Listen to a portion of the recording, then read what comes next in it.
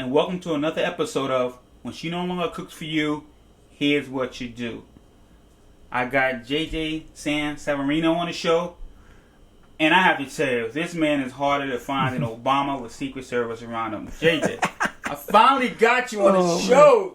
You know, I mean, this is a blessing. This man is incredible. You know, it's funny. I've gone to a couple of your shows, you know, and I watch you perform. You've been incredible. Like I said off camera, my son watched you perform. He put the PlayStation down and just watch you rip that guitar. What I didn't know was that you were great in the kitchen. Now, are you as comfortable in the kitchen as you are on stage? Well, you know what? It's funny, Marcus. First of all, welcome to my home. Thank you. And welcome to my kitchen. Okay. And it's a pleasure to have you here. And I'm real excited about this because I've been cooking longer than I've been playing music. Yeah. I've been cooking since I was 6 years old. Wow. A long time. So I'm not going to tell you how long that is, but that's a long time. And I've been playing music for a long time too, but cooking longer. Something really dear to my heart. Okay. You know, watching you perform and hearing you perform is incredible. I iTunes some of your music, and I'm gonna reach over you because these CDs are so incredible. JJ's the man. Like, this is like, you know, right next to celebrity here. That's why it was so hard to get him on the show. And these CDs are incredible. What inspired you to create the CDs and, you know? Well, you know, I've been working for so many artists over the years as a sideman. And I've always had a creative spirit for writing inside of me. Yeah. And as you know, because you've been to my shows, I'm really not a shy guy, so I like to entertain. So with realizing that I had the ability to write music and entertain, I decided it was time to really start putting out my own music and really pushing more of a solo career. I was telling you off camera how when I see you perform, I'm looking at somebody who loves what they do. I do. I really do. And you know, the beauty of that. I mean, we all do have 9 to 5s, and I'm looking at you perform, and I'm like, wow, I want to be like that when I grow up. Because we all thrive to do stuff that we love to do, and to watch you perform has really been incredible. But we ain't gonna get too deep on that because you are here to cook. So I hope you're comfortable here because you rock it on stage. So I'm in my own home, so how much more comfortable can I be? All right. So what are you cooking for us today? All right. Well, I wanted to cook some things that were part of my heritage, and my family's is Sicilian and Italian. And so we're gonna cook some pasta today. Or in my family we call pasta macaroni. Nice. So we're gonna cook some pasta with some shrimp. So we're gonna do a spaghetti fra diavolo. You all know what spaghetti is. Fra diavolo is an Italian word. Fra means hot and diavolo means devil. So it means spaghetti, hot like the devil. So it's a spicy, and we're gonna have shrimp in it. And in Italian, shrimp is gambaroni. So it would be spaghetti alla gambaroni fra diavolo.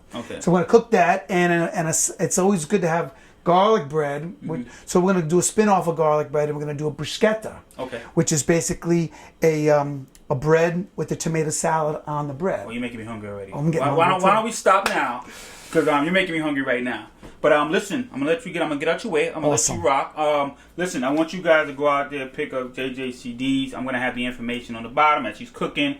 Listen, the guy's no joke, and he's really good at what he does, and he's even a better person. So thank you. I'm out of your way. Man, I need you to rock. I'm so glad you're here. I just need you to cook good, man. Are you ready to have a good time? Yes, JJ. And you're hungry. All right, listen. I'm out of your way. Awesome. When she no longer wants to cook for you, JJ's going to show us what to do. We'll be right back.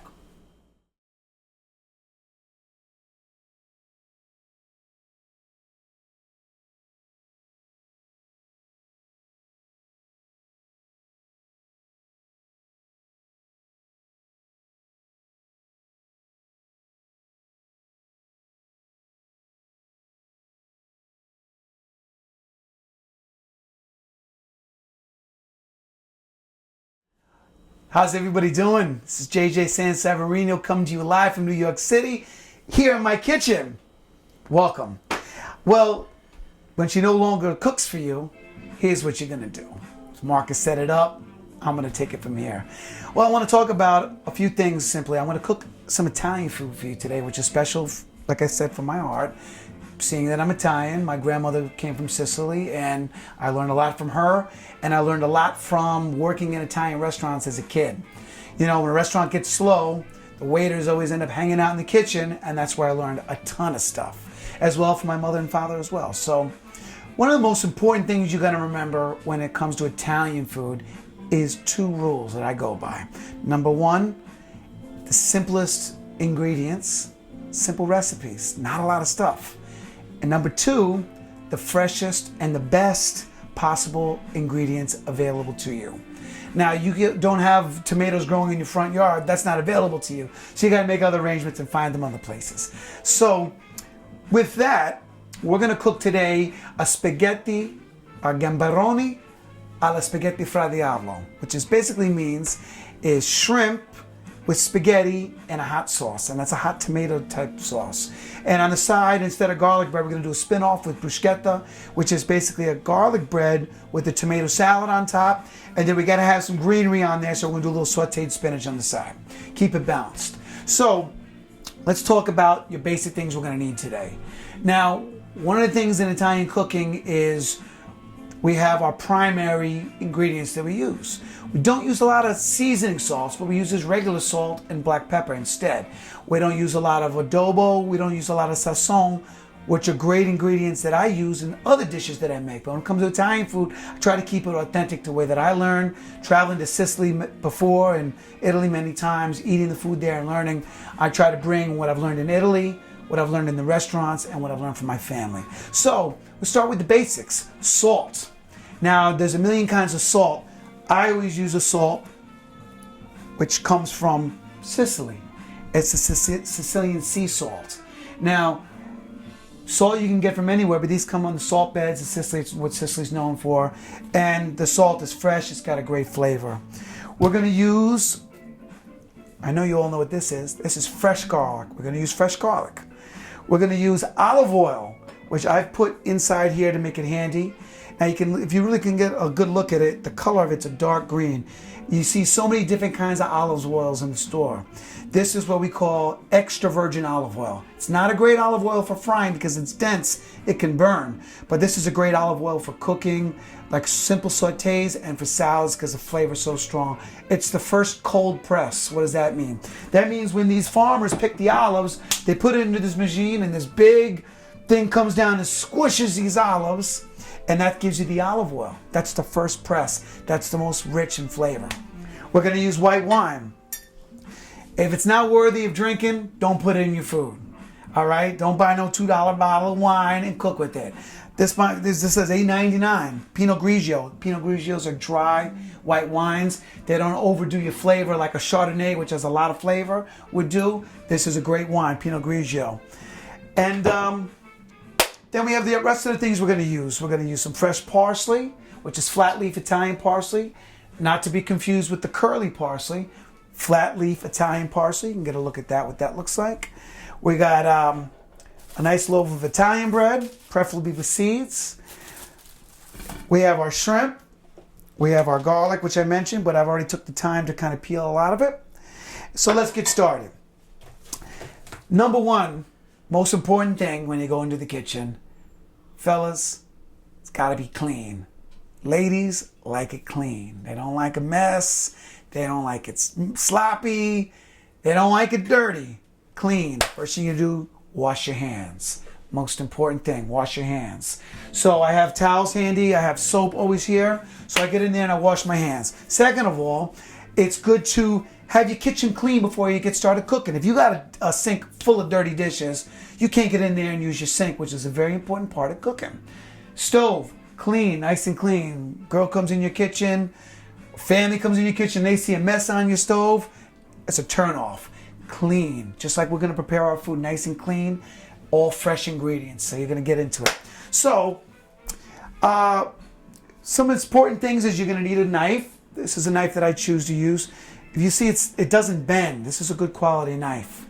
A lot of these knives you'll see they bend and they're very, and they're dull. Dull knives cause accidents. It's got to be sharp. If you run your finger across this way, you can feel it's sharp. Don't run it that way, you know what'll happen. So what we're going to do is we're going to bring our cutting board in here, and a plastic cutting board is going to slide around. That's going to be an accident waiting to happen. What we're going to do is we're going to take a towel, simple towel. We're going to put it down on our clean counter. We're going to put our cutting board right on there, and we have that. So what we're going to do first is we're going to run this hot water, get it running hot, and we're going to take our pot, which we're going to cook our spaghetti in. So I was just going to give it a rinse. It's clean already, but I just always give it a rinse. That's out of habit. Now what I'm going to do is I'm going to put that under there, and I'm going to fill that with water. There's key to making pasta. Don't overcook it. Worst thing you can do is overcook macaroni. It ruins it. It's the worst. Whatever it says on the box, you want to cook it 2-3 minutes less. Another thing, when it comes to buying your pasta, make sure it says made in Italy. Now, if it says from Italy, that doesn't mean it's made there. This is the Cecco pasta is the only one I use. It's made in Italy. It's Italian pasta. So just finish this here, and we're going to put our pot right on the stove. We're going to turn the gas on high. Here's another thing now, stage 2 of cooking our pasta. You have to salt the water. Now, you've heard people say, don't salt the water, do salt the water, put oil in your water, don't add oil in the water. I'm going to set the record straight. You got to salt the water, because good cooking, as you've seen in the show previous and all the other chefs have talked about, it's about seasoning your food in stages. You just don't cook bland food and throw salt on it. That's not seasoning, that's salting your food. So just like all the rest of the things we're going to season our water that the macaroni is going to cook in. Now, you have to be extremely liberal with putting salt in your water. What I learned in Italy, which is in Sicily, which is on the Mediterranean Sea, the water that you put your macaroni in has to be salty so that the water tastes like the sea. And have you ever jumped into the ocean, Coney Island or anywhere, and you get salt water in your mouth? It's the saltiest thing. You don't have to go that crazy, but you want that water to have salt in it, okay? So we're going to take this salt, and we're going to put a good amount. That's a good amount of salt. Some of you out there think that I'm bugging right now, but trust me, you got to put salt in your water. Oil. Oil doesn't help your macaroni from not sticking. The reason why macaroni sticks in a pot is because it's overcrowded. It's too much macaroni to the water ratio. You got to put double the water to the macaroni. Oil just is going to make your food greasy. You don't need it in there. So we got the hot water. We got the clean pot. We got the salt in there. We got it on. Now we're going to cover it, because that's going to make it boil quickly. So we're going to put that aside. Matter of fact, I'm going to move that to the back so that can do what it's going to do to give us room to cook the rest of the stuff. Now, we're going to start this bruschetta first, because we have to kind of toast it and stuff. So what I'm going to do is take this loaf of Italian bread right here and discard that. Beautiful loaf of Italian bread. Now, bruschetta can be made many, many different ways. What it really is it's like a biscotti, which means a biscuit, hard bread.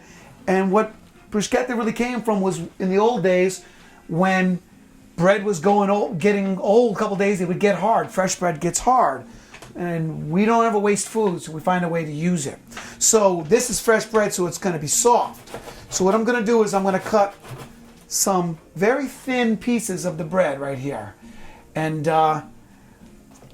prepare that to put in the oven and toast it. So I'm going to get started on that. And in the meantime, I'm going to cut for a break, and we'll be right back with you with when she stops cooking for you.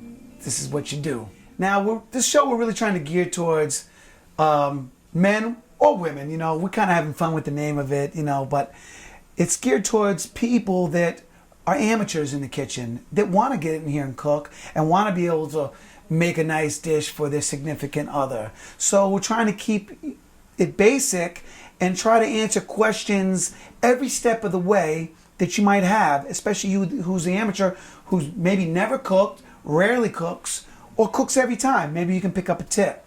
You know, like we're talking about the water. You know, some guys who've never cooked pasta before, they're going to have a small pot, they're not going to put any water, they're going to put oil in it. All that's wrong, and that's just going to mess up that whole part of it. So where we left off, we were getting ready to prepare the bruschetta, and we're cutting the bread. I wanted to mention that earlier we were talking about a knife. This is a standard chef's knife, And when you're cutting bread, you want to use this type of a knife. It's called a serrated knife. You can see that it's got a different kind of blade to it. And this is what we use when it's cutting bread. Because if you use a chef's knife when cutting bread, you're going to kind of bend, smash the bread. And we just want to really cut the bread. So as you saw me cutting, I want to try to cut it again so you can see. See how that serrated knife just cuts through that nicely? So I cut enough for our bruschetta. So I'm going to save this for later because we're going to use that to soak up some of that gravy we're going to make. Now, what we're going to do is we're going to toast this bread like I mentioned. So I'm going to take this any kind of a cookie sheet. You can use aluminum foil, anything that you can put this bread on that will make it, you can put in the oven so when you pull it out, it doesn't burn. So we're going to just throw these guys on here. Now, we're going to take a little bit of butter, not olive oil for this one, a little bit of butter. All right, I'm going to show you how we're going to do that now. I took the butter out earlier so that it could get a little bit soft because this bread is very soft in here. And if this is frozen, what's going to happen is, or cold, it's going to really be a pain to put on here. So it's nice and soft. And we're just putting, see this? Just a little bit on here. Very delicate. We don't have to overdo it.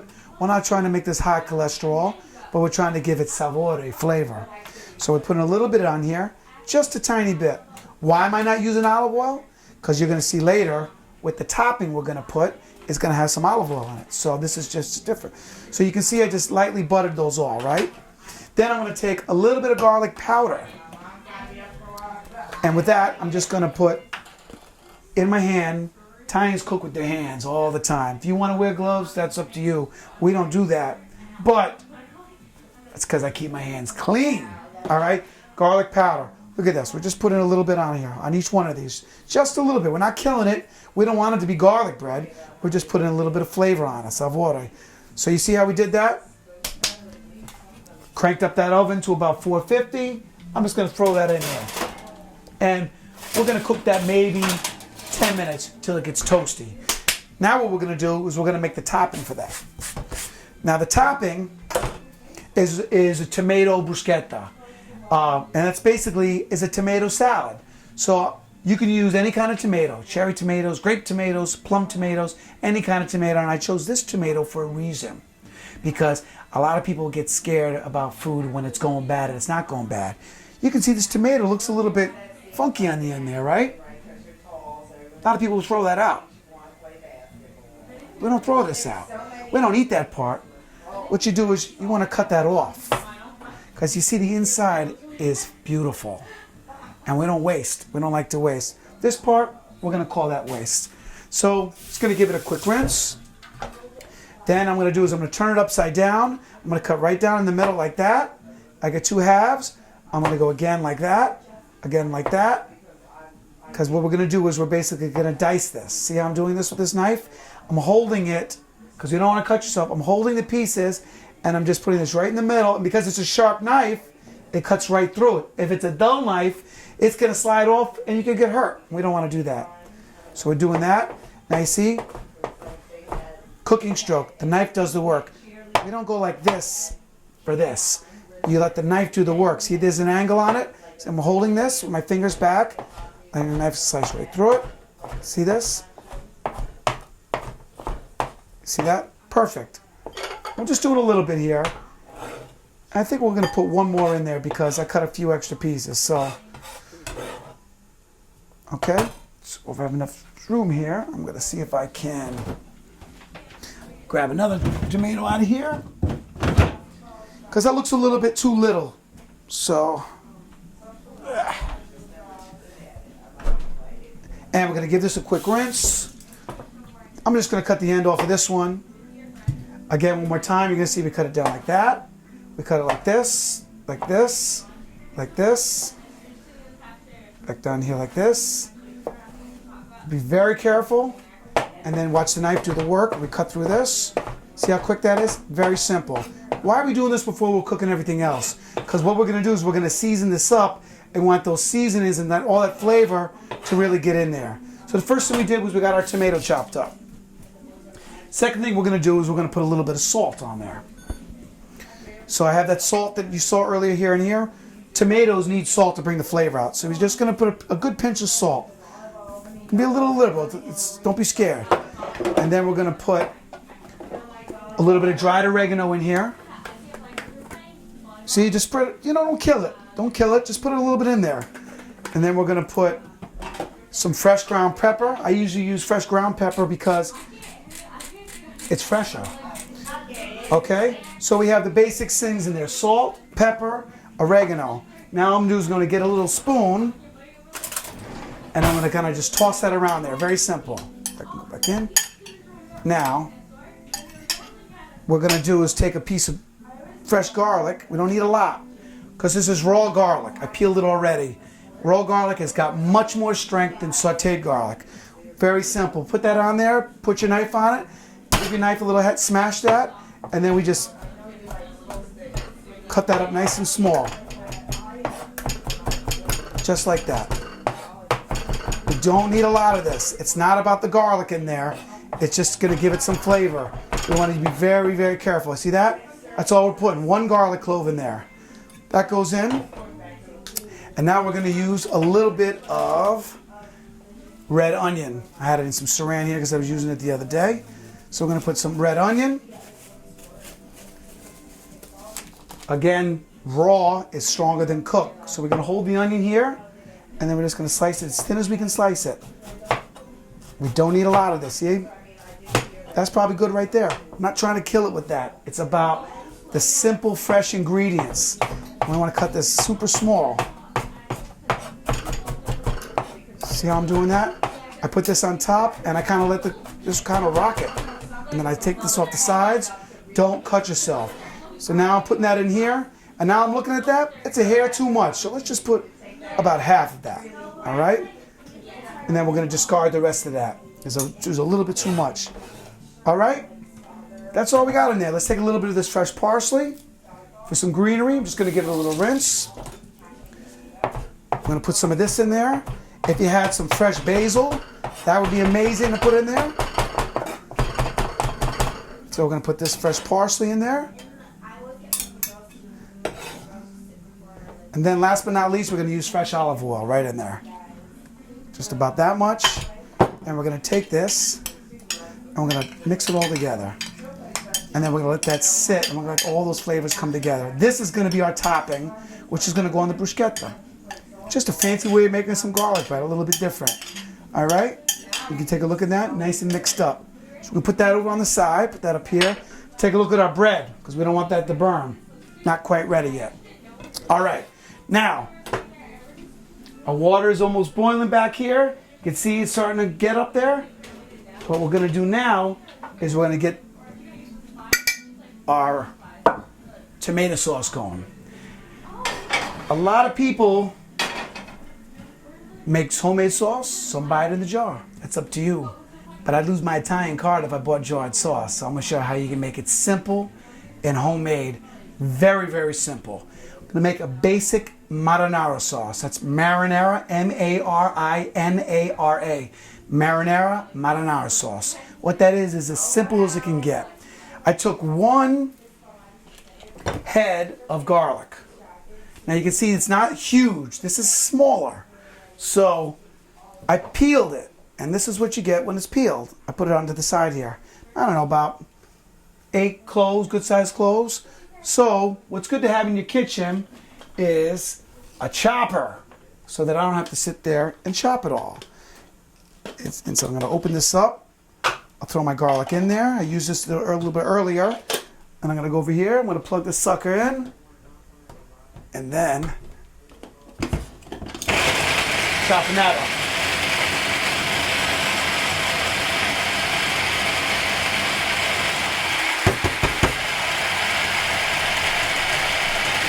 That's that. Now, unplug it before you go in there because who knows a power surge and you don't want to lose a finger. So, taking this out.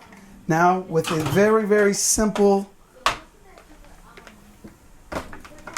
system about doing this. I make this in a skillet because I'm not going to cook it for hours and hours. If I was going to cook a bigger pot, I would put it in a pot and stir it. But this is going to be, we're going to make this right in the skillet. First thing I do is clean skillet. I turn it on. Get the pan heated up. So the pan is getting live now. All right, I'm done with this onion, so I'm gonna push this onion aside. Now, like I mentioned earlier with the pasta, if it's made in Italy, that's what you want. You want a tomato that comes from Italy. Product of Italy. It's the best ingredients you're gonna get for this style of cooking.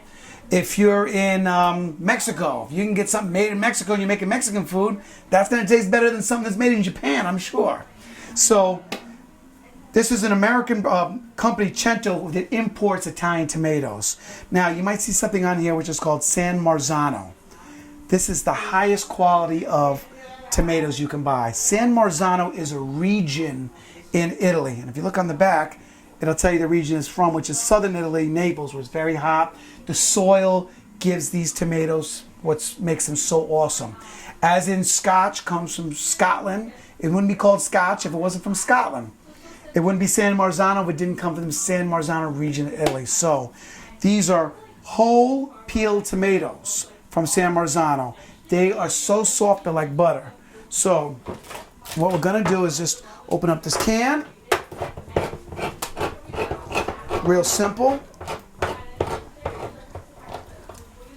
Now, I'm sure that skillet is probably hot by now, but at the same time, we got something in the oven. Always got to think about what we got going on here. Almost there. This is hot. Next thing we're going to do, we're going to add olive oil. We're very liberal with the olive oil. See, I'm pouring here? I'd say about 1/8 of a cup. It's a good amount in there, right? You must think I'm bugging. All the salt and olive oil, this is what's going to give you sapore, which is Italian for flavor. All right, I'm going to take a knife, and I'm going to take this garlic right in here. Look at that. See how it's already starting to sizzle? And this saves you a lot of time now. Now, the more you can do prepping yourself, the better. But I'm going to show you how to do this super quick. Now, I usually like to use a wooden spoon when it comes to this, so I'm just going to kind of... Now, when you got something cooking on the stove, man, don't be afraid to grab the skillet, because you're in control. And if you let the flames and all that control you while you're cooking, you're going to have problems. So grab the skillet so that you move it around. Move it around. See how that garlic is just frying in there? Nice, right? Now, how long are you going to cook this garlic for? You don't want it to be burnt, but you don't want it to still be raw. We just put it in there so it's still a little bit raw. So we're going to let that go. Woo! That bread is almost done because we want it to be nice golden brown across the top. So we can see this is frying up nice. And then what we're going to do is with our tomatoes, I'm going to get something small to discard. I'm going to show you how to do this. This is a piece of cake. Put that over here. I'm going to put this right over here. Be careful because I got a lot of burners going. Some things could be getting hot over here. But you see how it's just starting to get brown, but not really. All right, now what I think I'm going to do is I'm just going to let you see this bread so you know why I keep kind of leaving it back in there, because I definitely don't want to burn it, but it's not quite golden brown on top. This one is kind of getting there, but we want to keep that a little bit browner because the bruschetta's got to have crisp. It's got to be crunchy. Why? Because it came from old hard bread that nobody wanted to throw in the garbage because they were poor, you know? So you can still see this is starting to get a little more brown, but not quite, because we really, this is the most crucial time with the garlic and the oil. See, it's just, if you can see it in there, just starting to get brown. Can you guys see that in there? All right, now we're going to take the tomato right out of here, just like this. And you see how soft these are, barely breaking apart. I'm going to go right into the oil, and at the top where there's the stem and there's a little piece of skin, we're just breaking that off, and we're going to crush that right in there. Now you got to be careful because it can sizzle a little bit there. See how I'm crushing that right with my hand? Boom, just like that. Put the stem right in there. Next one. Look how simple this is, guys. Can you get fresher than this? Look, top off, crush that right. Look how that just breaks apart to nothing. I'm gonna do this. See how quick that is? This is like melting in your hands. It's so soft. We're gonna go through all of these here. Get them all in there. This is your most simplest. Now you're gonna see when you go to the grocery store, when you're gonna pick out your tomatoes, you're gonna see 4 different types of tomatoes as far as types. See that stem here where we're taking that stem out? You don't want that in there. See that stem? That's why we're doing it. And you see a lot of those seeds, whoops, were attached to that. We really don't want the seeds either. And those are a piece of skin. So you see why we're taking that off? And what are we left with here? Just a nice tomato itself. I'm just mashing that up. See how it's so sizzling right in there, the flavor right from the garlic and the olive oil. Now when you go to the store, you're going to see tomato puree. And what that really is that's just these tomatoes put in a blender and pureed so that it's like a sauce, super, super thin. You're going to see crushed tomatoes, which is basically what I'm doing, and it's already crushed. And then you're going to see what we're using, which are whole peeled tomatoes. Why do I go through all this trouble? Because if you look at the label and the ingredients, there's no preservatives in this to keep the color. But the other ones are all going to have a little bit of preservatives to keep the color because you've just basically taken it apart from its natural state. What's good thing is they're peeled already. See, that's why they're peeled, but there's little pieces of skin. We don't want that skin in there. Some tomatoes, we use the whole tomato. See how that just smashes like that? And then what's left in here is just all this beautiful juice. Let me just pour that right in there. Okay? All of that. Boom. We're done with that. Now, you notice I haven't turned the heat down on that, right? Because the temperature of the garlic and the oil was up, and as I'm adding room temperature tomatoes, it's bringing the heat down. So I'm keeping it up there. Now I'm grabbing this again. Hold on, because you start messing around, you might get wild, and you want to knock it around. You want to have control so you don't make a mess, and you don't get hurt, you don't start fire, all of that stuff. See, I'm just mixing these together. Can you see how simple this is? Could it get more simple? The best olive oil available, fresh garlic, awesome tomatoes, and that's just going to saute now. Now, as I mentioned earlier, salt brings the flavor out of tomatoes. We're going to give a nice amount of salt in there. These pinches, maybe not even quite a teaspoon, so maybe I put 2 teaspoons. You can always salt later. Don't over salt. You can always salt again later. Black pepper. See, I'm grinding it right in there. Now, this is not my choice of a grinder because I realized one thing I forgot to get today was another grinder. But you can see we're getting that in there. Now, the dish we were making is called Fra Diavolo, which means hot like the devil. Now, any of you who like spicy food knows that this black pepper that I put in there is not making that hot like the devil. So, there's many ways to bring heat to your food, but the traditional Italian ways to bring in heat are with peppers. We don't use vinegar type bases because the vinegar in hot sauces change the flavor. So you've seen this in the store a million times, crushed red pepper. Italian, they call it peperoncino. Now, this is what we use to make our food spicy. See that? I don't know how spicy you like it. Let's do another one like that. Let's say about 2 teaspoons of this. Because I know my friend Maul likes it a little spicy. So, now, what else do we put in here? Nothing. We're going to let this cook. We're going to let it do what it's going to do. We got our spices. We got our salt to bring the flavor out. We got good tomatoes, good olive oil. Just turn the heat down on low now because you see it was up at the temperature. So you can see that again because I just stirred it. You don't want to boil it, but we're not going to slow simmer this for 3 hours because we just want to, this is a simple marinara, not to be overcooked.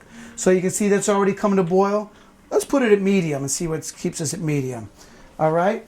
Now, perfect. See how these are coming out nice and crispy? A couple of them got a little well done, but it's okay to be like that, all right? So what we're gonna do with these now is we're gonna take and put these right on a plate. Now, I'm holding this here. We don't wanna get burned, so we're taking these right here. Hear the clunk? Hear that noise? Listen. Because those are crispy. All right? See that? And trust me, those ones that are well done, those are going to be beautiful. So you see that's in there? So our biscotti's done. That's the bread for our bruschetta. Now we're not going to top that till right when we're going to serve it because it's going to get soggy. All right. So we got our water boiling for our macaroni. We got the marinara sauce. See, it's going a little bit hard. Let's put it down on low. We don't want to burn it, and we don't want to cook it. We want to cook it with love. So we're putting it in low. And we had this, which you see I'm checking to see if it's hot because it's on the stove. We're going to discard that. We don't need that anymore. That goes in our sink. So we're going to put a macaroni in here. We're going to saute the marinara. We got the biscotti done. And we have the tomato salad bruschetta, which we said is still just going to give it another stir here. We're letting that kind of just get its flavors going. That's got the olive oil, a little bit of fresh garlic, a little bit of red onion, fresh parsley, salt, pepper, olive oil. And if you had some fresh basil, which I didn't have handy today, I would throw that in there too. So the last part we're gonna go over now is the shrimp, which is gonna go over here. Now, when it comes to shrimp, there's small shrimps, there's huge ones, jumbo. There's a whole range. And you buy them already cleaned, you buy them cooked, you can buy them raw, some you buy with the heads on them. There's a million ways to do it. Now, if you're just gonna present a shrimp cocktail to somebody as an appetizer and you don't have the time, you can buy the ones that are already cooked. They look pink in the store. Those are cooked. You just can give them a rinse, put your cocktail sauce out, and they're good to go. But when we cook them raw because that's where you're gonna get the flavors from the shrimp or any seafood or any food in general. So for this dish, I don't like to use the shrimp that are too big, jumbo shrimp. To me, jumbo shrimp are good for certain things and smaller shrimp are good for other things. A lot of people think that the bigger the shrimp, the better. That's not necessarily true. The jumbo shrimp, I think, are great when you want to stuff them. You have like a knife, like almost like a lobster tail. They look good stuffed. When you have a scampi, you can use a smaller shrimp, something in a sauce, a smaller shrimp. Shrimp cocktail, you can use more of the larger shrimp because they're a little bit bigger and meatier, and they're cold and they're delicious. So what I bought large shrimp, and I bought them raw. And you can kind of get the size of them. And you see these have the heads cut off already. And if the head was on there, you can see where the head was down here by my pinky, you would just cut the head off. And you see his legs and the shell is on there. So I'm going to show you how to clean these. Because cleaning shrimp is very, very important. You can't cook them like this. Some people do, like you go down to New Orleans and they do those steamed shrimp, boiled shrimp. They keep the shells on them. But that's just another recipe. So I'm going to show you how to do this so we can get a zoom in on this. I use a small knife like this. See, your tools are important. If you don't have them, you can make do, but the smaller the knife, the better on this. What I like to do is you take the shrimp and we're going to keep the tail on. See this little part of the tail here? See, that's how he fans out. That's how he moves around in the water. We're going to keep that on and we're going to keep the section just below it. Everything else, we're going to just break it away. Nice and neat like that. See, I'm going right around keeping that ring. We're keeping that so we got a handle to eat these with, and it's going to keep them a little more tender. See? Let's do this over the sink so we don't get it on the floor. I don't slip on it later. That's not cool. Now you can see how simple that was. I just took that whole casing off, but I got it from here up. Now, with the knife, we got to do what's called the deveining of the shrimp. So we're going to take the shrimp here. I'm a righty, so I'm going to hold the shrimp in my left hand, tail down, and we're going to take this. I don't want to cut yourself. So from the top down, you're just going to cut maybe 1/8 of an inch down the back of the shrimp, just like that. See how easy that was? When you open it up, what do you see in there? You see his veins. This is kind of messy stuff. So you run a little bit of water in the sink, and you're going to just take that right off. See that? We just devein the shrimp. See how now you get used to seeing shrimp like that? Now the third thing we're going to do, which you don't have to do, but it's something I do for my dish, is I'm going to butterfly the shrimp. What does that mean? That makes them look really pretty in the dish. So with the same knife, I'm going to hold the shrimp like this, and I'm going to push the knife through, not into my finger, just through, all the way through, and I'm going to open up the shrimp like that. Okay, so that it's butterflied. I'm going to take it a little bit more. I could have taken it a little bit more. See that? Okay, I'm going to do one more for you. So that's done. Again, this is our shrimp. We're going to break off the shell. So easy, just peel it around. We don't want to keep the stuff. We don't need to use this. I would use these shells if I was doing something else. When I go to make shrimp cocktail, I put all these shells in the water along with a bunch of other things. Gives the water flavor. So I just took that off. You can see that's completely done. I flip it back around, holding the shrimp, take my knife, a simple cut right down the back.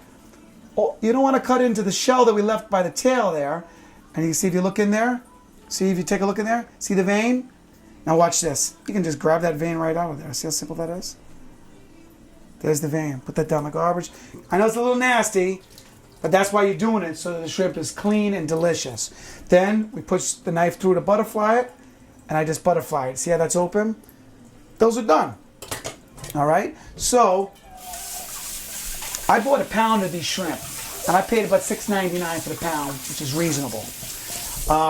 Because they weren't cleaned, and because they weren't jumbo, or they weren't extra large. I like them to be a little smaller. They're going to get smaller in the dish, but that makes them more delicate and nice. So, I went to the Liberty to clean these all, so I wouldn't have to bore you guys with it. And this one still has his vein cut on. I got to get rid of him. All right. So I cleaned these all already. And so I'm going to put them in a pan because what are we going to do? We season our food in stages. We just can't throw those shrimp in there like that. So I'm done with this. I'm going to discard that. I'm going to give my hands a quick rinse because we have raw fish on our hands. So that's raw fish, clean, towel. Now, when I'm cooking with raw stuff, when I get done at the end of I'm going to throw this in the laundry basket because by chance anything got on there raw, it's going to get washed and we're going to keep ourselves safe from catching any bacteria. It's all about keeping it clean, you know? So, what are we going to do? Very, very simple, very simple. We're going to put salt. Like I said, we don't use seasoning salt. We don't use Lawry's.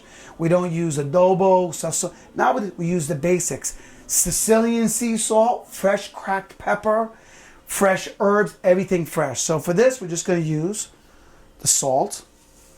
Okay? You guys must think, man, all the salt you got, man, the high blood pressure. It's not, because it's just a little with everything. Black pepper again. And like you know, I love to use black pepper. And this is not the best grinder, because I like fresh, but this is all I have for today. And you know, looks like a lot, but I'm trying to keep it going. Now, we're making Fra Diavolo. Let's put a little of our crushed red pepper right on it. Season in layers. We got the water season. We got the gravy season. We got this season. But we're not going to go crazy with this because we don't want to overdo the heat. You might have somebody you think likes it hot, and then they're overeating and you're killing them and they can't eat your food. Now, I don't know if you noticed, I had a piece of paper towel underneath that in case there was any of the liquid from the shrimp. It would be contained in this. So now I'm going to throw that away. And I'm going to move my olive oil over. We don't need these tops. I'm going to take some of this beautiful fresh parsley. Now you see this parsley? So you can keep this in your house. You can put this in water and keep it like that. And that'll give it longevity, and keep that in your refrigerator and give it longevity. If it dries out, it's gonna die on you. So I'm just going to take a nice chunk of that. See, this is like a serious handful, right? And whatever's left, look, I'm going to take some of this too. Why not? See, I just ripped that off. And I have all of this that's left over here. Now, got to clean this. We don't know this is from the garden, man. If you're counting on someone else to clean your stuff the way you want to clean, you're wrong. Put it under your faucet. Got it in a strainer. Cold water. We never put hot water over produce. Because it's just, you don't do it. It's going to kill it. See how simple that is? Boom. Now, you're going to think that this is a lot of parsley for what we're using, right? But what's going to happen is parsley is going to shrink down too. I'm going to let the water run off of that. Okay. Now, while I'm going to put that over there, while the rest of the water, we give our gravy a stir. All right. Nice. Okay. Now, whoops, got a little spill there. Always have a sponge handy to clean so that whoever your roommate may be, if you have roommates, whether it's your wife, your brother, your cousin, they're not mad at you for being a slob. All right, so that water kind of dripped off of here. Let's put that right on our cutting board. See that? I'm going to rinse this out of here because we're going to use that when we drain our macaroni later. Now, you're going to grab this, and with our knife, we're just going to cut through it. See how the knife is doing the work? Man, don't cut your fingers off. if your fingers keep it an inch away, and what I usually do is I try to keep them curved in so that you can keep it like resting a little bit against your knuckles. But I'm not even getting that close to it, so I don't even need to do all of that. See, I just cut that one time through. Now I'm going to turn it 180. Do it again, or that was 90 degrees, excuse me. I'm going to do another 90. Okay, now I'm going to take all the excess off my hands. See, I use the back of the knife to get this off my hands. Back of the knife, not the front. You can cut yourself. And watch, you don't want to go up on the blade. You want to get that off like that. Now, we're going to take the knife and we're just going to do a chop. You see these in these restaurants that do this. It's just chop. Okay? Doesn't have to be crazy small. Doesn't have to be left too big. Now watch what we're going to do with this. We're going to take half of that and put it right on our shrimp. See that? You know what's great about parsley? Parsley helps freshen your breath. It's a great herb for that. See, I'm going to keep the rest just on the side of my cutting board over here. See that? I'm going to leave that over there. So when you're cooking with all this heavy seasoning, parsley kind of gives your palate a real refresher. All right. We got one last thing to do before we dump the macaroni because, see, this is just sauteing nice over here. Just see the heat on the top. I'm going to turn the heat up a little bit, bring it up a little bit. We're going to make some sauteed spinach, and this actually is a blend with a little bit of arugula, which is kind of bitter, which I love. So we're going to open up this bag. It's so easy to make. I buy this about $2.50 for this. You usually can get them on sale. It smells good. Always smell your food first. If it doesn't smell right, don't eat it. No good. Now, you can rinse this if you want. You don't have to necessarily because it comes rinsed. But I'm going to show you an alternative to rinsing, which is what they do mostly in restaurants, is they're going to do what's called give it a bath. We all know what a bath is, right? Here's our tub. Putting that right in here. Look at that. See how that fits perfectly in this bowl? You can use any bowl. Now watch this. I'm going to fill it up with ice water, cold water. Why? We don't put hot water on produce. You see, I'm just running this cold water over the top of this. Any vegetable, especially leafy vegetables, spinach, mustard greens, bok choy, callaloo, collard greens, any of these leafy vegetables. Kale is big right now. Look at that. See, I have that all the way to the top. I'm going to put this over here on the side. You can see I just press this in the water. Can you get it cleaner than that? This is giving it a bath. Plus, I like some of that water later when I'm sauteing so that I don't have to use a lot of oil to keep it nice. So, see, I just pick it up very gently. You don't have to do this. You could put it right from the bag, and I've done that many a times because it's not like it's still in dirt. Let's put this over to the side now. All right. Okay. What are we going to cook that in? I'm going to grab another skillet over here, and I'm going to show you how to, see this is getting hot again? I wanted to bring that heat back up again because it was getting too relaxed. Putting it back down on low, and I'm going to stir it around again. Very gently since I'm not holding on to the pan. All right? You guys can smell that? Smells okay? All right.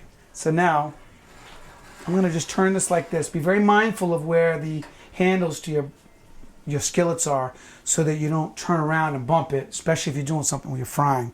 Okay, so we have a basic skillet. I'm just going to give it it's clean, but I don't know what, if any dust went in there. We just want to make it clean. I'm putting that right on high because we heat our skillets first. Now, I'm going to take some more of this garlic because we used a whole head before. I opened up another head just because. But I don't know. What do I got here? 1, 2, 3, 4, 5, 6, 7. Let's say I use about 8 cloves. Now, what I'm going to do is I'm just going to take this blade of the knife. I'm just going to smash it. Because if you don't sever the skin of garlic, it's one of the few herbs, produce, that the flavor can't escape it because it's sealed. This is an interesting thing about garlic. Now I say I just smashed it so it's open. So you see the oils are, look at the oils coming out already. That's the flavor. So we're just doing that. Now you could slice it if you want. The reason why I'm doing this is because we just want to season it. We don't want to ingest this garlic. You can. Sometimes I'll take a couple pieces at the end. I might put it on my plate or something, you know. But all I'm doing is just smashing this garlic. Not crazy. You can give it all that. It doesn't matter. All we got to do is we got to open it up. So you see all of them are open. Now, we're going to saute this in some more olive oil. We don't use a lot. This we just use a little bit because we don't want it to be greasy. All right? Now that olive oil's in the pan, and look at this. It's already simmering. I'm going to cook that in there. So now whoever is eating these sauteed greens has the option of whether or not they want to take the garlic or not. But regardless, what are we doing? We're seasoning our food. Again, we're seasoning it. And we're not using fancy stuff. We're using fresh, simple ingredients. Italian food is simple, fresh ingredients. That's how we do it. Now, if you look in here, there's a little bit of oil to the top. It's settled because it's separated. Some people want to take that off. That's not stylistic to Italian cooking. That olive oil is good, and olive oil is actually healthy for you. Now we're not drowning in it, but it's giving it flavor. You see, later on that's going to be nice on the macaroni when I show you how to do the spaghetti. Okay, so how are we doing over here? Now watch. Grab our pot. Just move it around a little bit. Don't be scared.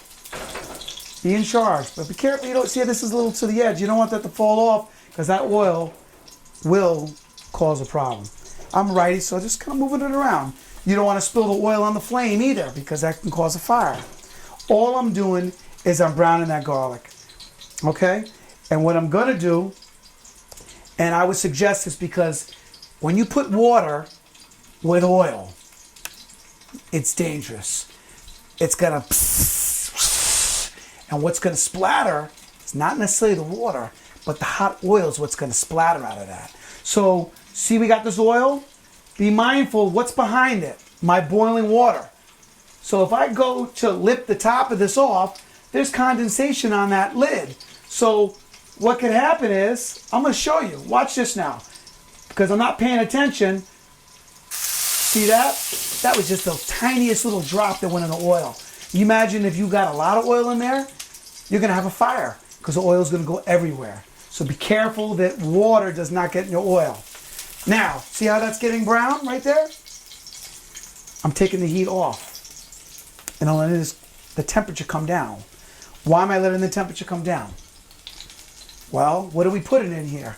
We're going to put the greens in here. And there's oil in here, and that's hot oil. And where are the greens? The greens are in water. So if I go and take these greens and throw it in this hot oil, it's going to be a trouble. So that's, moving it around. You can see that in there. Not a lot of garlic, but that's a lot of flavor in that pan right now. Now, I'm taking the greens. And you see, I let some, we want to keep some of this water. But look how most of it's off. Now watch what's about to happen. And this is already lower temperature. But it was much lower, so it didn't splatter on me. You can hear it. Now the temperature is even lower. So you see the water in there? Don't be worried about it. Just put it in there. You can't be afraid when you cook. And it's easy for me to say that because I've been in this kitchen for almost many, many, many decades. All right? Now you see that's in there? Boom. Done. There's a little bit of water in there, which is good. Now watch this. That's back on there. Turn the heat back up. We're going to discard the water because we're done with that. And that'll get cleaned later. I'll just give it a rinse. You hear that's the heat coming back up over there? Beautiful. So now, you can use anything to move that around, but I have tongs. I like tongs. Hold it. Move it around in there. What you're going to basically do is turn it so that the bottom part is starting to wilt and the top is not. Now, all day we've been talking about seasoning food, right? Have you seen me put any salt in here yet? Nope. And why? Because it looks like a lot of spinach in there, doesn't it? So if we salt according to what we see, and then we finally see that spinach as it's starting to wilt, we're going to have way too much salt in our spinach. Matter of fact, you almost don't even need to put salt in this because you have the beautiful green. We're not killing it either. I'm not going to let it cook for like an hour in here. I'm just wilt. This is called wilt. You can do this with any greens. Now, certain greens like callaloo, collard greens. They're not your traditional type of an Italian green, but they're very delicious also, and they're full of vitamins. Those are usually better to be cooked longer because the leaf of a collard green is much thicker. It's a heavier green, so you're really gonna cook that a lot longer. When it comes to something like baby spinach and arugula, let me show you something here. See that? Some of the pieces are not even really wilted yet, but they're gonna wilt because the temperature's still high. Now look how little there is there. Very little. So what I'm gonna do now is I'm gonna put a pinch of salt. Look how little that is, just a pinch. Move it around. You can always salt this. And look, there's some liquid in there, so it's not too dry. Now what we're gonna do with this is, we're gonna shut that off, okay? As we're on to the last section of this meal here. All right, sauce is cooking, all right? Now, flame is off. We can get rid of this lid there. That water is salty like the sea, and that water is hot. You never put pasta in water that's not boiling. Wrong. The Checo, made in Italy, excellent pasta. How much of this are we going to use? 2 people, we're going to put the whole box? Hell no. I figure if you got an appetite, I figure half a pound serves about 3 people. When I'm cooking for one other person, I use 1/3 of the box. Because you know what? I want to save room for some dessert. I don't want to overeat. You don't feel good for anything you do later on. If you feel like you overate, you want to feel good. And it's always better to kind of still be hungry rather than trying to force yourself to finish. So I'm cooking for 3 because I have my friend Marcus over today, and I have my friend Sherry over today. And so I'm going to use half a pound. These boxes, make sure you check them. 16 ounces, half a pound. They might fool you on some of these boxes and call it 12 ounces. Just take a look. Most of them, 9 out of 10, are going to say 16 ounces, 1 pound. All right? So you see here? Well, we can kind of eye it. We're going to leave about half. So I'm going to start to pull it in my hand. And I can pull it out. See here, I'm pulling it out. I dropped a little piece. We'll get that later. Nah, that's not quite half. But watch this. I'm going to throw that in here. See how I'm doing this? Just from the top, so it spreads. Now, it wasn't quite, see, right from the top. Now, there's some in there, so I'm going to kind of put it in so it doesn't fall. To me, that looks like about a half a pound. What do you think, guys? All right, so I'm going to close this up. You can put it in a gallon plastic bag, take the air out of it and store it, or you can store it as is. Most important thing now is having enough water to the amount of pasta that's in the water. And you want to stir it. See, I'm right away. The most important thing is to stir it immediately, because the first couple minutes of stirring it, and I'm looking at the time, it says 9:03. Okay? I'm going to time it, because we're going to cook what's called our pasta al dente. Al dente means al, means two, like two. Dente is tooth, so to the tooth, which means that it's still hard. Now, still hard, why would you want this pasta hard still? You don't want it hard, but you want it al dente. There's a big difference. When something is heated up, it's going to cook. And with the biggest misconception, see, I'm still stirring this, moving it around in there, letting it space, letting it do what it's going to do. The biggest misconception about cooking pasta is this. Leave that alone for a second.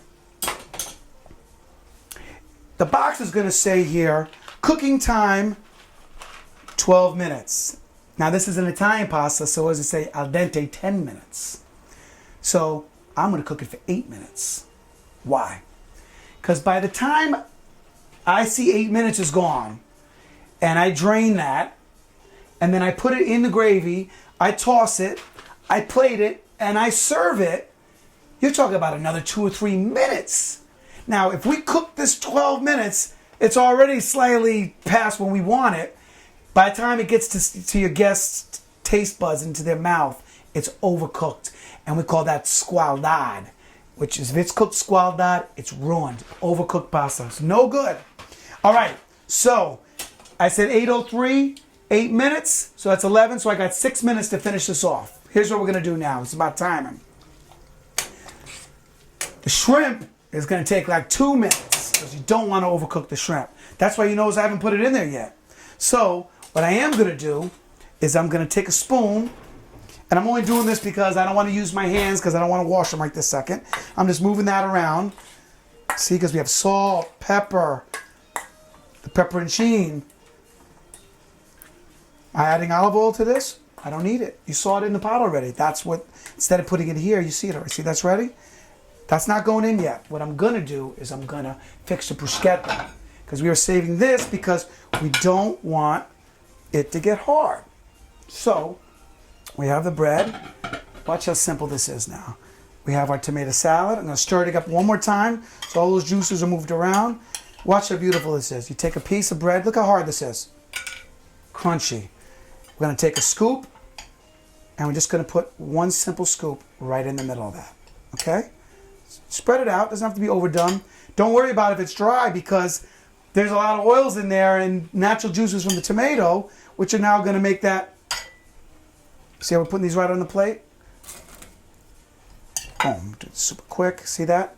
Simple. Now, what's so cool about bruschetta, there's so many variations. What you can do is, I could have put a piece of fresh mozzarella on this before I put the tomatoes. And then you get like a tomato and mozzarella, which you've seen as an appetizer. And that would have been delicious. Some people might put a piece of goat cheese. Some people might put blue cheese. Some people might put a piece of tuna.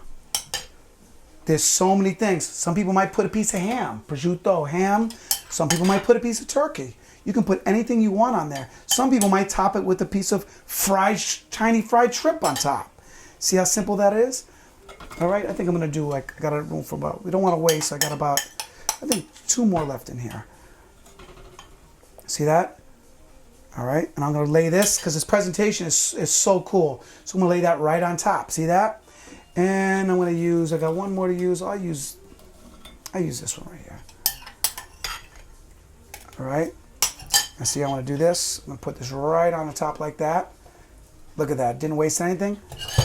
And that's gonna go right across the top too. Now watch how pretty this, we're gonna make this. We'll take a piece of this, because the 3 important things when it comes to cooking are visually how it looks, the appearance. If it looks good, you know, when someone brings you a dish of food and you're like, ooh, ah, it looks good. Colors, it's a white plate, and I'm just gonna lay some of the greenery right on the side there like that. Looks nice, doesn't it? So you have the red from the tomato, a little greenery on the side. We're gonna put this over here for 1 second. Our bruschetta's ready to go. Now we already know we got this ready to go. And what we're gonna do is stir our macaroni again. Looking at the clock, it's been in there 6 minutes, right? So if you pick it up, it's still a little hard looking, which is good, that's what we want. Now, we're gonna dump the shrimp right in there. Look at that, right in there. I'm gonna crank the heat all the way to high. Okay, and I'm gonna move that around. See the heat going up? We're just burying the shrimp. What's gonna happen now is all the flavor of the shrimp, since we're cooking it inside this gravy, is gonna give us a super flavor with the spices and everything. Look at that. Now you see how it's starting to turn pink? Because it's cooking. So we're moving it around because we want it to cook equally. I'll show you something else here. It's looking a little bit thick to me, right? Now, I'm going to add something else here when it gets a very, very high temper. When it starts to really simmer, do you notice how I'm timing this? It's been in there now for 7 minutes. So I got another minute left in that macaroni, right? So this is going to be done maybe in 1 or 2 more minutes. See, and I also left a little extra time so that I can get this out early. I'm good to go. So I'm going to blast this again now while this is coming up. So bruschetta's done. Let's give this one more stir because it's about to come out. See, there's so much room in there. Nothing is sticking together.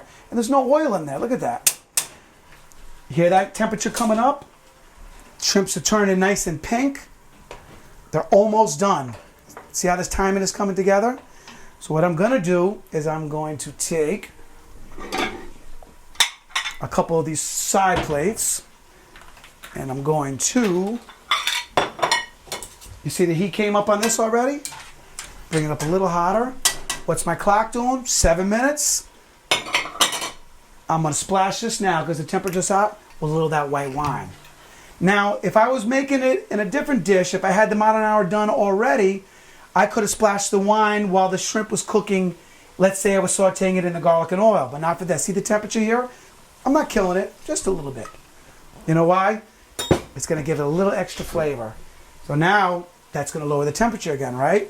So I'm moving it around, which was already thick, right? Grab onto that.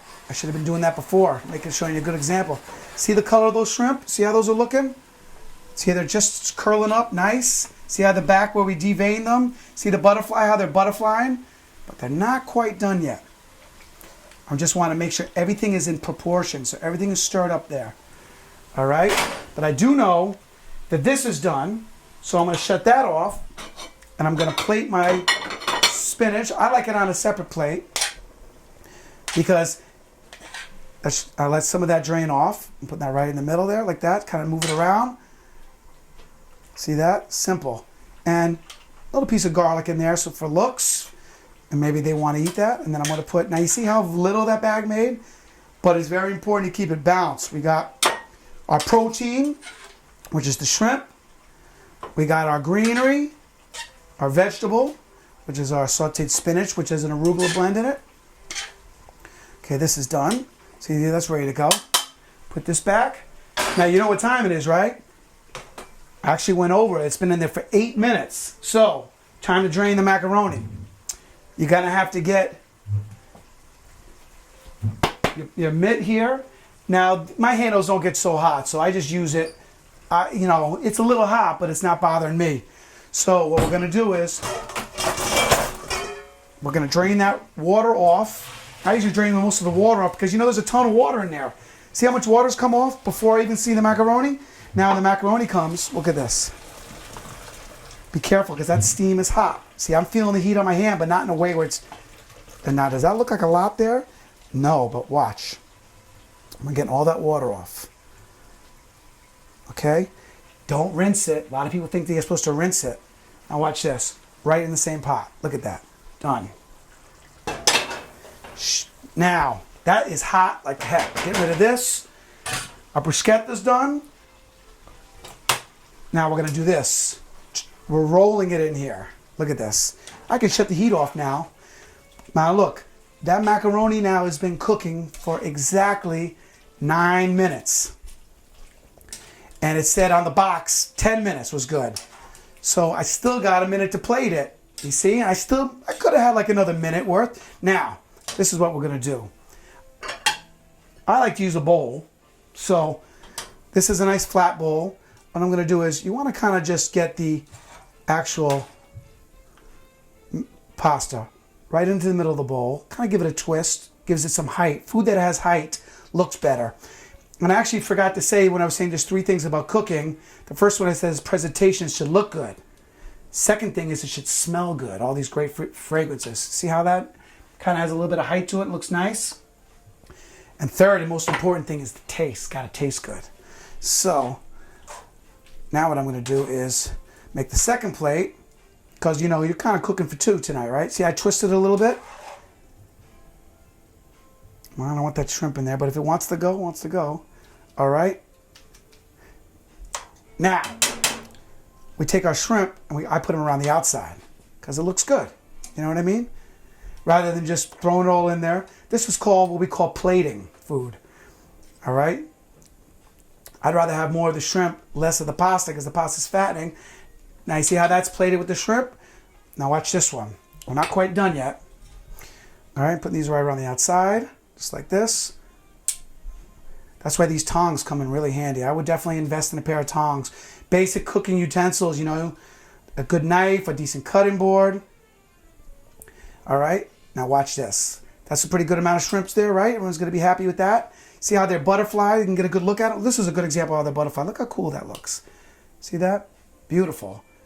Now watch. Last, but certainly not least, we'll just put this over here. We need some of that delicious gravy that is in there.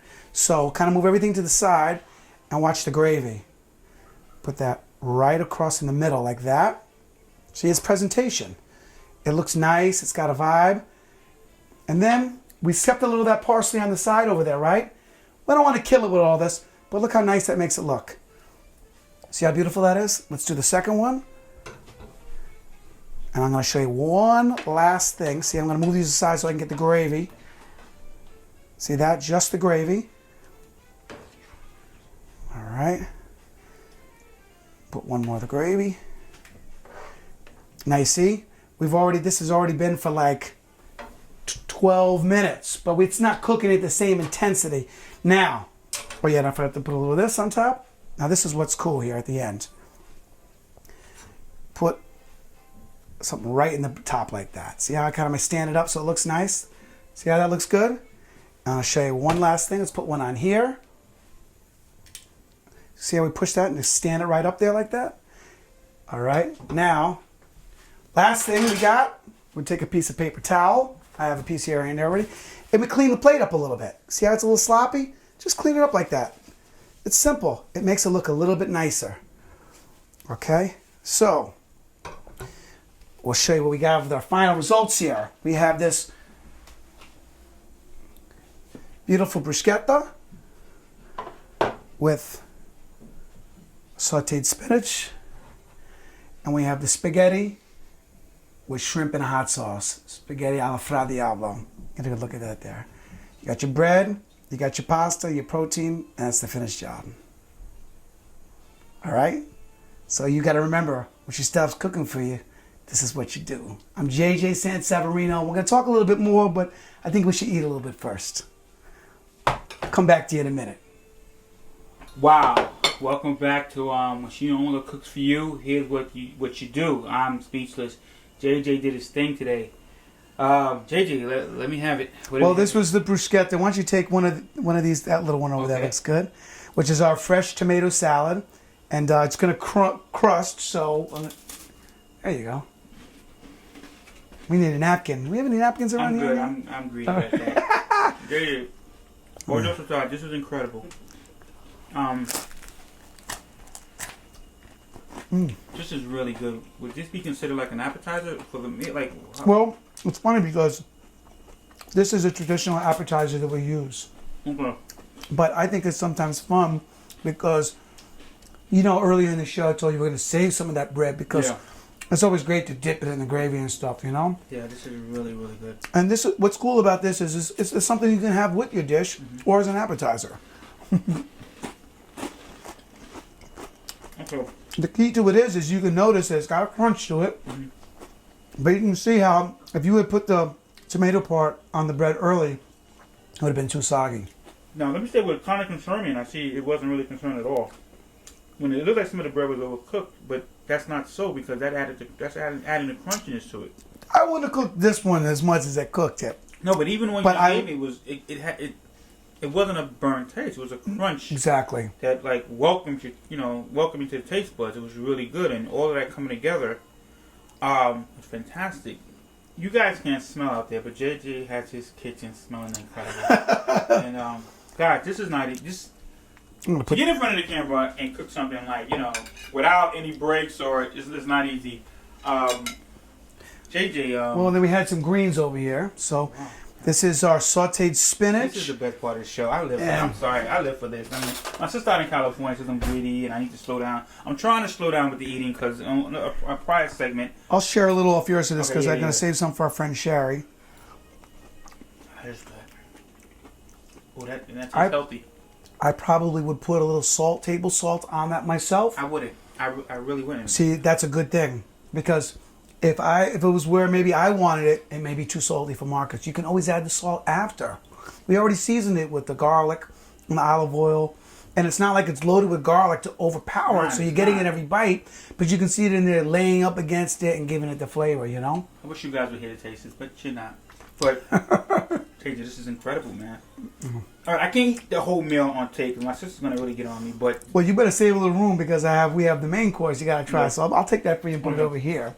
Now, when you have what we call long macaroni, spaghetti, linguine, fettuccine, etc., usually we use a spoon with our Yeah. fork. Some people don't, but it comes in helpful. But you might see some spaghettis and you're going to see like a number next to it. Okay. And I have seen that.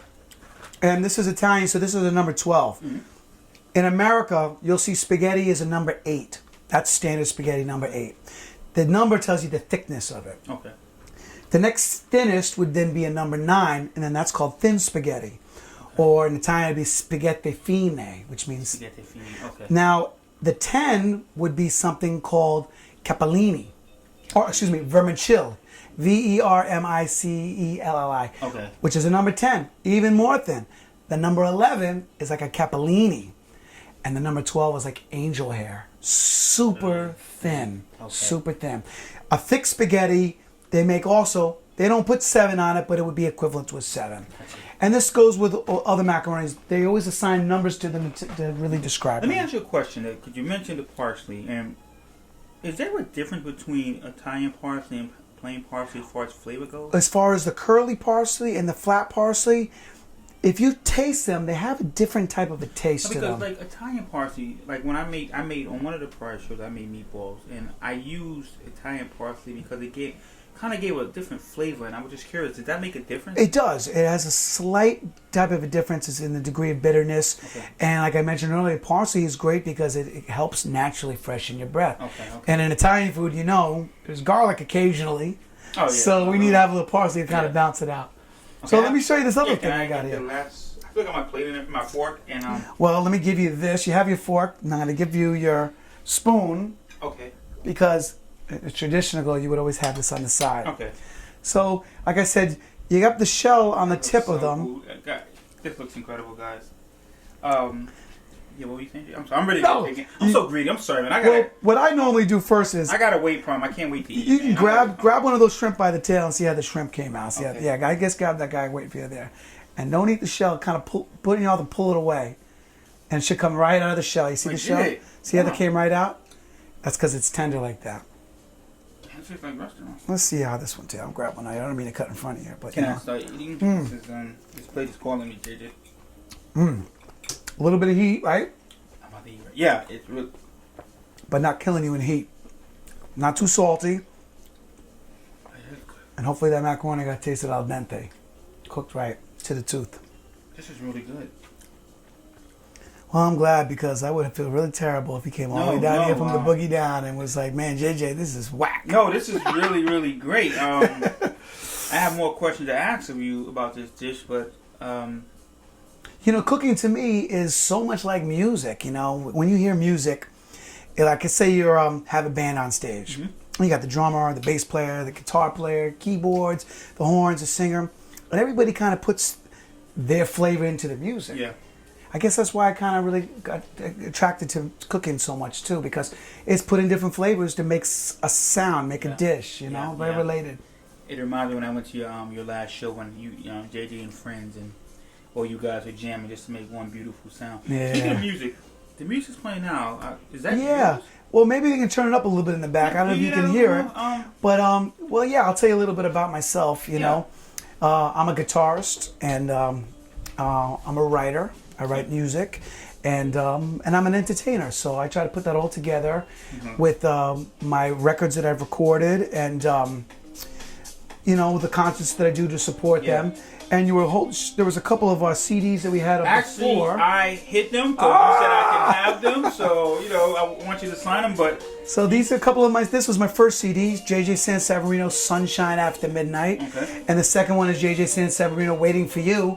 They're both on a record label that I'm signed to called Inner Vision Records. Okay. Based in California. Got you. And it's all original. You can get this on iTunes as well, right? iTunes, CD Baby, Amazon. I'm going to have all the information below. Yeah. But, no, Spotify, you can hear it. Pandora, YouTube, it's everywhere. It's out there. So. And like I said, I went to a couple of your shows and they were really great. And I'm just listening to the music now. It's just relaxing. You know what is really incredible?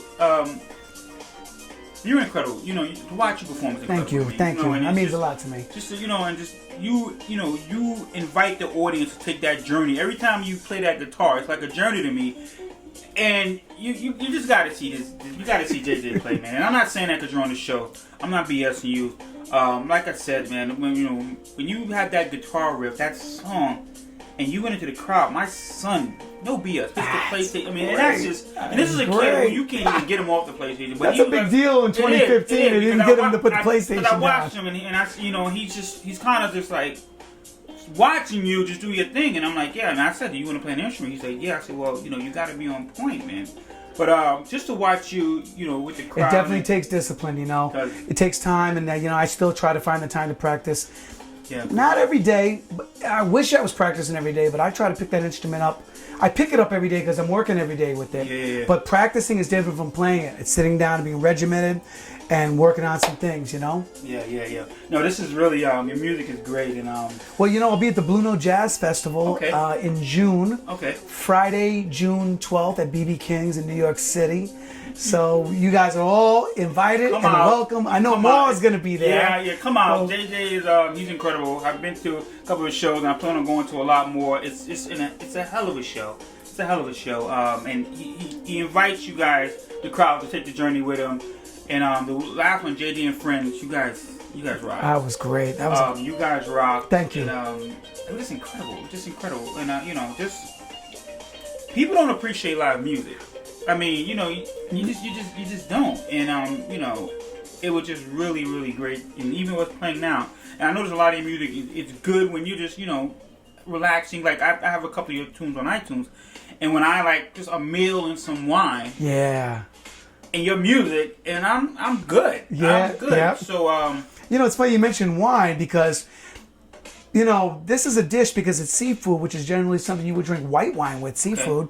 But it's red sauce, so if you're not into white wine, you like red wine, you can get away with a red wine with this too. All right. So now, do you cook other dishes? Do you have any kind of cooking books already? Well, I've been writing a cookbook now for the last 3 years. Okay. And I'm originally had 100 recipes in it, so it's been taking me a while to get it done because I've been busy with my musical career and running my business. Yeah. And cutting that down a little bit, and also the way I presented the cooking to you now, it's not, you don't see me measuring it. I always learned to cook by feel and taste. And, I know that if I put a handful of salt on that spinach, it's going to be bad from experience. Okay.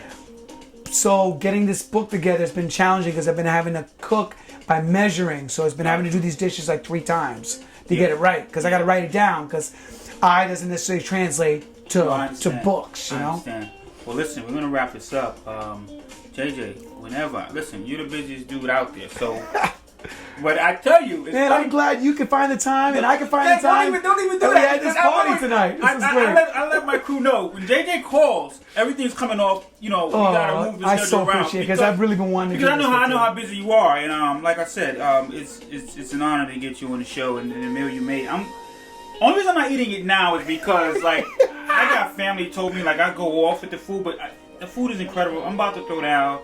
The kitchen is smelling incredible, and we're gonna wrap it up. When no one wants to cook for you, here's what you do. JJ rocked. He showed us what to do. Go slow. But JJ he was doing his thing. But I'm sure you can do this as well. JJ, my man, it's been a pleasure. It's a pleasure is mine. You're always welcome back on the show. Thank you. And blessing my camera. And we're out of here. I'm gonna eat. Pick up these CDs. All right. If you just want relaxing music, especially if you're on that trying to second date and you're inviting her over and you're gonna cook for her. Put JJ on, he'll make the mood right with a little bit of red wine, and you'll be good to go. All right, so pick up my man's CD, and let's just rock. And make sure you do a lot of this prep early in the day. Okay, yeah. So that you want to go slow, you don't want to rush and start a fire. Get your prep done early and put it aside. Clean your shrimp, cover it up, put it in the refrigerator, and sit there till you're ready to use it. All right. You don't want anybody sick or trying to. You want that third date. Second date goes wrong. So we're gonna go. And thanks for tuning in. JJ, we're out of here. Man. I'm gonna finish that food, man, because that's real deal. Take care, guys.